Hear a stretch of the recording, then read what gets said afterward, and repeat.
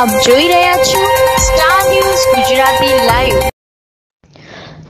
શહેરમાં વારંવાર કાપડ માર્કેટના વેપારીઓ સાથે થતી ઉચાપત અને છેતરપિંડીને ધ્યાનમાં રાખી textile association of Ahmedabad and Surat દ્વારા અમદાવાદ ખાતે એક પ્રેસ કોન્ફરન્સ યોજવામાં આવી હતી। શહેરના રાયપુર ખાતે આવેલ ઇસ્કોન કોમર્શિયલ કોમ્પ્લેક્સ ખાતે પત્રકારોને સંબોધતા એસોસિએશનના પ્રમુખ લોકેશ લાલવાણીએ જણાવ્યું કે કાપડ માર્કેટમાં વેપારી બની બેઠેલા અને અસામાજિક તત્વો લેભાગુઓ સામે સુરત પોલીસ દ્વારા સખ્ત કાર્યવાહી કરવામાં આવી હતી, પરંતુ પુરાવાના અભાવે કેટલાક લેભાગુઓ છૂટી ગયા હતા। કાપડ માર્કેટમાં થતી ઉચાપત અને છેતરપિંડીને કારણે કાપડ માર્કેટમાં પડી ભાંગ્યું। કાપડ માર્કેટના વેપારી બની બેઠેલા લેભાગુ અસામાજિક તત્વોના કારણે વેપારીઓ દુવિધામાં પડી ગયા છે। માર્કેટમાં અસામાજિક તત્વોના ઇશારે થતી છેતરપિંડી અને ઉચાપત ધ્યાનમાં રાખીને લાલવાણીએ જણાવ્યું કે સરકાર અને પોલીસ જો ખરેખર આ લેભાગુ સામે લાલ આંખ કરે તો કાપડ માર્કેટ તૂટતા અટકશે। લાલવાણીએ સરકાર અને પોલીસ પાસે લેભાગુઓ અને ઉચાપત કરી જનારા સામે કડકમાં કડક કાર્યવાહી અને તેમને સજા થાય તેવા ઠોસ કદમ ઉઠાવી કાપડ માર્કેટના વેપારીઓ સાથે ઉચાપત અને છેતરપિંડી બંધ કરાવે તેવી આશા રાખી। Star news Gujarati live Ahmedabad. और प्रशासन और सरकार द्वारा उसकी कोई सुनवाई नहीं की जा रही है।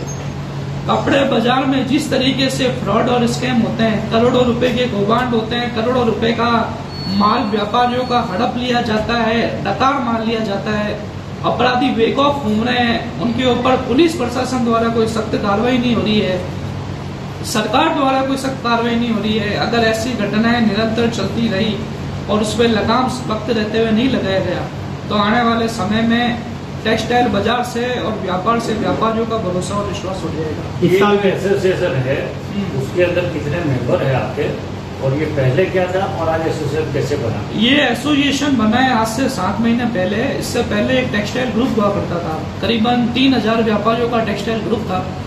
उसमें हम 3 साल से व्यापारियों की सहायता कर रहे हैं, उनके मसलों को सुनने की और निपटाने का पूरा प्रयास कर रहे हैं।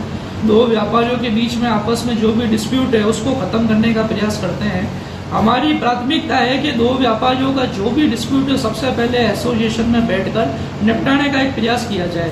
अगर एसोसिएशन में नहीं निपटता है तो आगे कानूनी प्रक्रिया हर व्यापारी के लिए खुली है। अभी वर्तमान में देखा जाए तो टेक्सटाइल ग्रुप से 3 से 4 हजार व्यापारी जुड़े हुए हैं।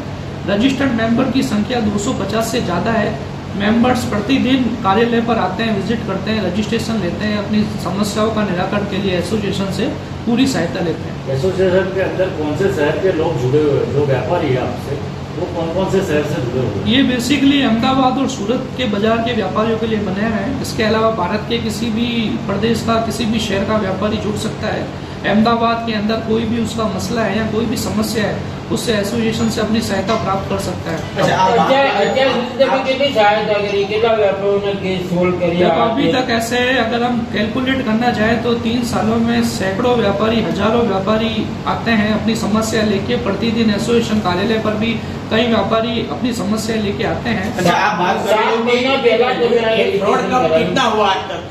देखो, फ्रॉड की कोई सीमा नहीं है, कोई गिनती नहीं है, पर प्रतिदिन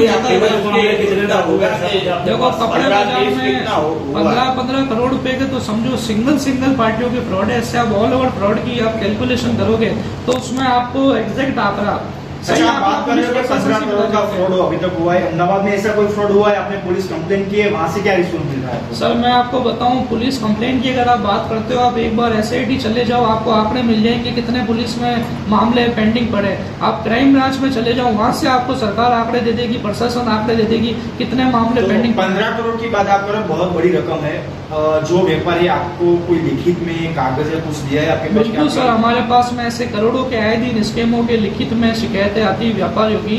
और आप जो कह रहे हो ये बहुत बड़ी रकम है, मैं कहता हूँ ये मामूली रकम है।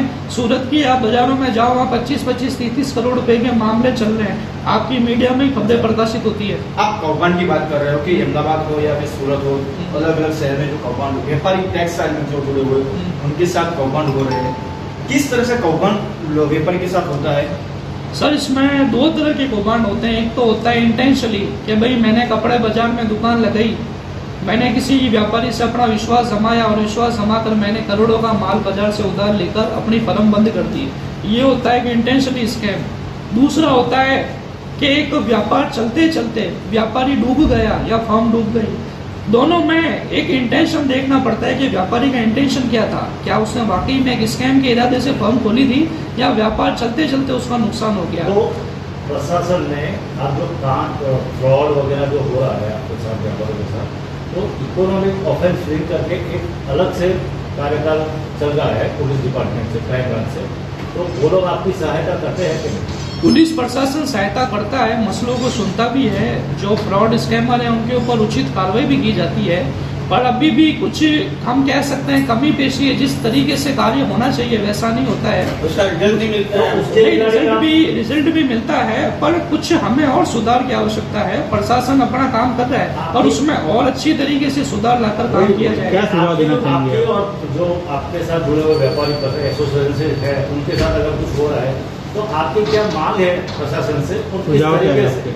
हमारी प्रशासन से ये मांग है कि इस तरीके के स्कैम और फ्रॉड करने वालों को सख्त से सख्त कार्रवाई करते हुए उनको सबक सिखाया जाए। कपड़े बाजार में आज की डेट में अहमदाबाद में 20,000 व्यापारी व्यापार कर रहे हैं। कुछ लुख्खा तत्व के लोग, कुछ क्रिमिनल टाइप के लोग भी दुकानें खोलकर बैठे हैं, जिनका मकसद होता है माल को उड़ाना, पैसे को उड़ाना। व्यापारियों को डराया धमकाया जाता है, व्यापारियों को जबरन सेटलमेंट के लिए विवश किया जाता है। लोगों की गैंग बाजारों में आकर बैठकर एक व्यापारियों को प्रताड़ित करती है और इस तरह की घटनाएं काफी हो चुकी है इस बाजार में। अभी अभी एसोसिएशन बनी है, हम ऐसी घटनाओं पे सख्ती से कार्य कर रहे हैं। ऐसी लुख्खा गैंग को भी हम पकड़वाकर पुलिस के हवाले करवा रहे हैं, ताकि बाजार में एक जो व्यापारी के अंदर शांति का माहौल है, एक डर का माहौल है, भय का माहौल ना रहे। और ये सारे प्रयास पुलिस के मार्फत हम कर रहे हैं। पुलिस सहयोग भी करती है, पर कहीं कहीं पर कुछ कमी पेशियां रह जाती है, जिसकी वजह से पूर्ण इंसाफ नहीं मिल पाता है। गवर्नमेंट में उसमें क्या रूल है? गवर्नमेंट में ऐसा रूल है कि कोई भी व्यापारी के साथ फ्रॉड होता है तो इकोनॉमिक ऑफेंस जो अलग से एक कपड़े बाजार के लिए बनी हुई है, पुलिस प्रशासन की जो एक विभाग बना हुआ है, उसमें व्यापारी अपनी अर्जी लगाता है। उसके बाद पुलिस को अगर लगता है क्या व्यापारी के साथ कोई छितरपिंडी हुई है, कोई फ्रॉड हुआ है, कोई स्कैम हुआ है, कोई व्यापारी के साथ जानबूझकर, तो 406, 420 जैसे मुकदमे भी दर्ज होते हैं। अगर उसमें षड्यंत्र में कोई और गैंग और ग्रुप शामिल है तो 120 जैसे प्रावधान भी लगते हैं। इस तरह की पुलिस द्वारा कार्रवाइयां होती है। पर अभी इस कार्रवाइयों को हम देखा जाए तो अगर पुलिस प्रशासन थोड़ा और सख्त हो जाए, थोड़ा सा संज्ञान में ले ऐसे मामलों को सख्ती से, तो सुधार आ सकता है कपड़े बाजार में। आने वाले समय 10 या 15 दिन में सेंट्रल गवर्नमेंट का बजट आने वाला है, तो आपकी क्या आशा है, अपेक्षा है टेक्सटाइल मार्केट से? साहब, टेक्सटाइल बाजार के लिए अगर मैं आशा की बात करूं तो आज तक किसी भी बजट में टेक्सटाइल बाजार को कोई स्पेशल सौगात तो मिली नहीं है। या गवर्नमेंट ने टेक्सटाइल व्यापारियों के लिए कोई स्पेशल पैकेज की घोषणा नहीं की है, जितने बजट मैंने देखे अपने जीवन में या अपने कार्यकाल में। अगर इस बजट में टेक्सटाइल व्यापारियों के लिए जो उनकी समस्या है, हम सरकार से कुछ भी नहीं चाहते, हम सरकार